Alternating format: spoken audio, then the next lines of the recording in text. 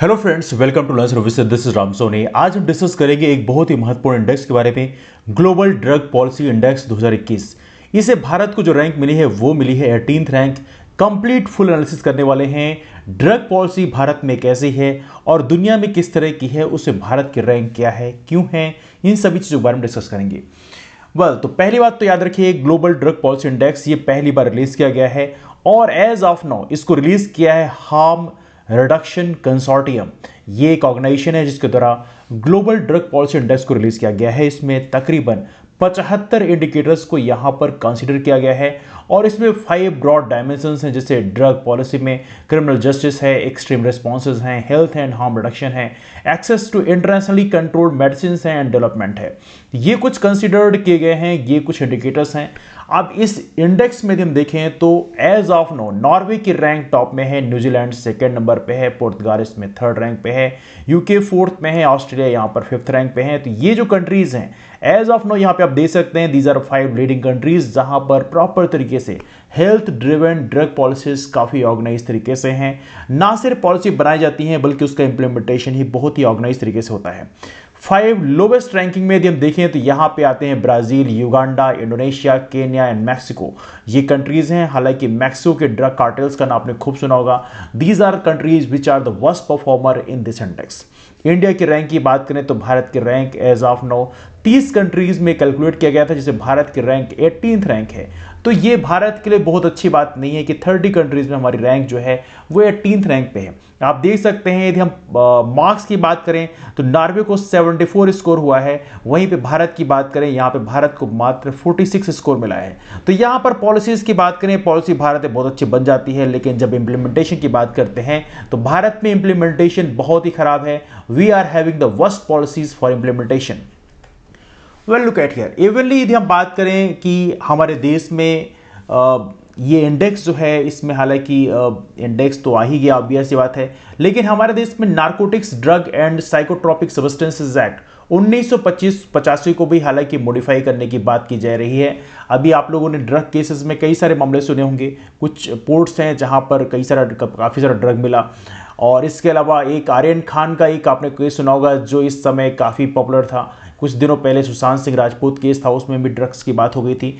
तो as of now देखा जाए तो हमारे देश की हालांकि मीडिया जो है कई बार ऐसा करती है कि या एक्सपोजर किसी चीज़ को बहुत ज़्यादा देते हैं। हमारे देश में बहुत सारे मुद्दे हैं लेकिन वो एक्सपोजर इसी मुद्दे पे देते हैं। हालांकि इन मुद्दों पे यदि रियल में डिस्कशन स्टार्ट होने लग जाए तो हमारे देश में जैसे बहुत सारे लोग ड्रग्स कंज्यूम करते हैं, कुछ लोग अल्कोहल भी कंज्यूम करते हैं, लेकिन इन चीज़ों को यदि हम डिस्कस ज़्यादा करें, इन चीज़ों को डिस्कस करने के बजाय इन चीज़ों से कैसे रिहेबिलिटेशन किया जाए, ये चीज़ें हमारे देश में ज़्यादा डिस्कस होनी चाहिए। अब यहाँ पर हमारे देश में क्या होता है, कुछ पर्सनालिटी बेस्ड पीपल होते हैं, इसलिए उनको चीज़ें बहुत ज़्यादा डिस्कस की जाती हैं। हमारे देश से बहुत सारे और ही मामले, जैसे हमारे देश से पॉवर्टी बहुत ज़्यादा है, अनएम्प्लॉयमेंट बहुत ज़्यादा है। इन मामलों को डिस्कस करने के बजाय जो मीडिया है ऐसे हाई फाई मामले डिस्कस करती है जहाँ पर उसको बहुत ज़्यादा टीआरपी मिल जाती है, and that's why they are discussing such kind of matters a lot. लेकिन वहीं पर यदि हम बात करें, हमारे देश में आर्यन खान का जो केस था डेफिनेटली कोई अच्छा केस नहीं था।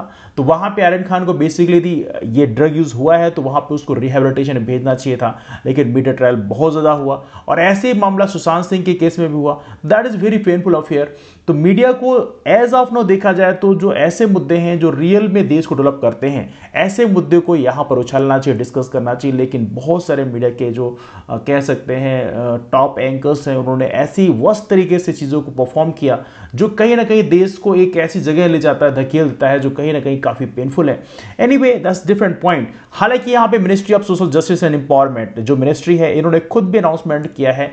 रेवेन्यू डिपार्टमेंट जो मिनिस्ट्री ऑफ फाइनेंस है, इसको सजेस्ट किया है कि बेसिकली जो लोग स्मॉल क्वांटिटीज में कंज्यूम करते हुए पाए जाते हैं, जो लोग स्मॉल क्वांटिटीज में ड्रग्स को कंज्यूम कर रहे हैं, उनको एज ए विक्टिम के रूप में ट्रीट किया जाना चाहिए। अब ये हमारी तरफ से नहीं किया गया है, ministry of social justice and empowerment के द्वारा ये सजेस्ट किया गया है मिनिस्ट्री ऑफ फाइनेंस को।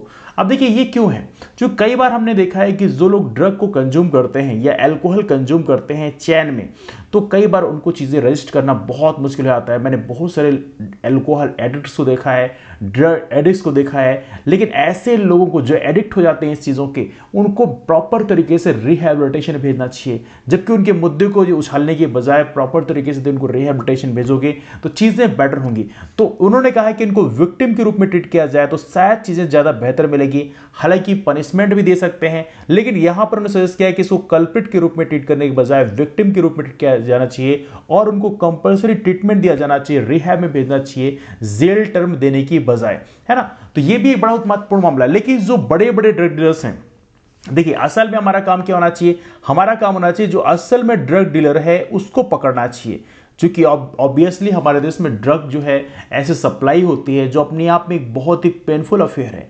और ड्रग डीलर्स जो हैं कोई छोटे मोटे आदमी नहीं होते, बहुत बड़े बड़े लोग होते हैं। लेकिन यहां पर हमें शिकंजा कसना चाहिए जो यहां पे सप्लायर होता है, लेकिन जो छोटे छोटे कंज्यूमर्स हैं, जो जिनको आदत पड़ गई उस चीज की, उनको तो प्रॉपर तरीके से मेडिकल ट्रीटमेंट की जरूरत है। तो वहां पे हमें इस चीज को ध्यान देना चाहिए। तो यहां पे ministry of social justice empowerment ने भी इस चीज को यहां पर डिस्कस किया। वेल देखिए अगला पॉइंट यहां पर यह है, रिपोर्ट की बात करें, रिपोर्ट ने एनालाइज किया है 2020 की जो पॉलिसी इंप्लीमेंटेशन है हमारे देश की। तो यहां पे बताया गया है कि देखिए ये जो relief of pain and suffering है यहां पर हमारा काफी कमजोर रहा है।